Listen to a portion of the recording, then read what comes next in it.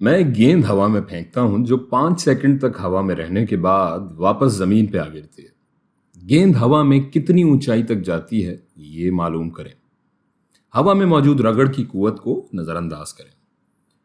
तो हस्बे मामूल दिया गया डेटा पहले एक जगह लिख लेते हैं। टाइम टी बराबर है 5 सेकंड्स और ये वो कुल वक्त है जो गेंद हवा में गुजारती है। यहाँ चूंकि एयर फ्रिक्शन या हवाई रगड़ सिफर है तो जितना वक्त गेंद को ऊपर जाने में लगेगा उतना ही नीचे आने में। सो हम लिख सकते हैं कि टी अप यानी कि ऊपर जाने का टाइम बराबर है total time T divided by 2। ये के बराबर हो जाएगा 2.5 सेकेंड्स। अब ये ऊपर जाने का टाइम हम क्यों लिख रहे हैं?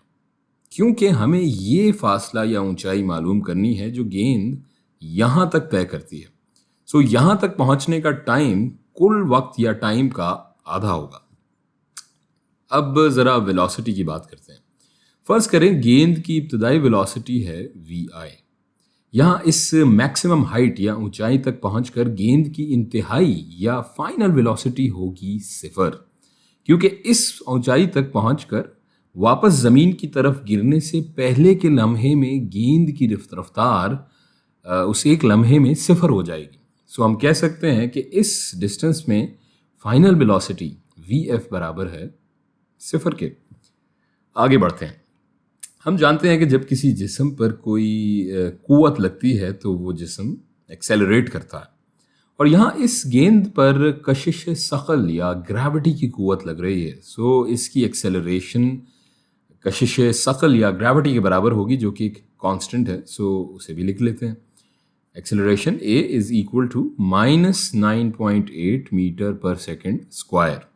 अब ये मनफी का निशान जाहिर कर रहा है कि गेंद यहाँ कशिश सकल की मुखालिफ समत में एक्सेलरेट कर रही है।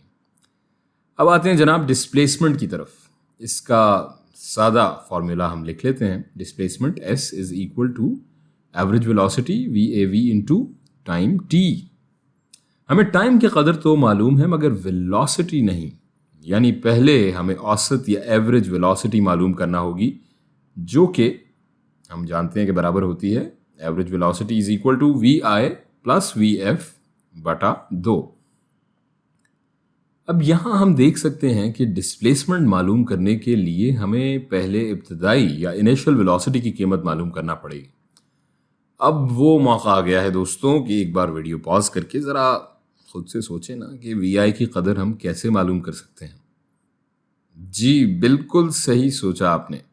पिछली वीडियोस में हमने हरकत की जो 3 मसावात अखज़ की थी उनमें से पहली इक्वेशन के ज़रिए हम vi की कदर मालूम कर सकते हैं। सो उसे लिख लेते हैं। vf is equal to vi जमा at। और अब यहाँ जो वैल्यूज़ हमें दी गई हैं वो यहाँ प्लग इन कर लेते हैं। vf हमें पता है 0 है इज इक्वल टू vi जमा -9.8 इंटू टाइम हमारा है 2.5 और ये हम कैलकुलेटर से कैलकुलेट कर लेते हैं तो vi बराबर हो जाएगा 9.8 इंटू 2.5 24.5 मीटर्स पर सेकेंड। ये नेगेटिव उधर जाकर पॉजिटिव हो जाएगा तो vi हमारा 24.5 मीटर फी सेकेंड हो जाएगी। अब हम वापस आते हैं अपने डिस्प्लेसमेंट के फॉर्मूले की तरफ और तमाम वैल्यूज़ जो हमने मालूम की वो यहाँ सब्स्टिट्यूट कर लेते हैं। सो s बराबर हो जाएगा एवरेज वेलोसिटी की जगह हम ये एवरेज वेलोसिटी की कीमत लिख लेते हैं vi जमा vf बटा 2 इंटू 2.5 जो कि हमारा टाइम है। और जनाब vi हमने मालूम कर लिया 24.5 जमा vf 0 था बटा 2 इंटू 2.5।